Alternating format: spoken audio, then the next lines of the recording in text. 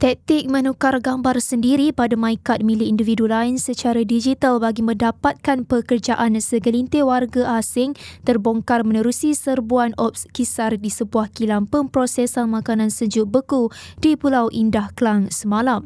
Sebuah kira-kira pukul 6.30 petang dilaksanakan jabatan turut disertai Jabatan Imigresen dan Jabatan Tenaga Kerja Selangor. Itu membawa kepada penahanan 36 pekerja asing berusia antara 18 hingga 50 tahun. Modus operandi warga asing dalam meminjam kad pengenalan daripada kenalan atau membelinya pada harga sekitar RM350 sebelum gambar pemilik asal ditukar kepada gambar sendiri menerusi telefon bimbit.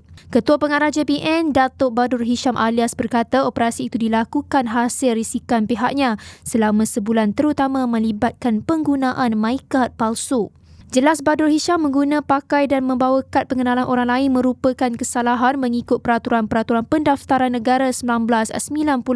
Tambah beliau kesemua 32 wanita dan 4 lelaki rata-ratanya warga Indonesia dibawa ke Ibu Pejabat JPN Putrajaya dan kes disiasat mengikut Peraturan 25/1/I Peraturan-Peraturan Pendaftaran Negara 1990.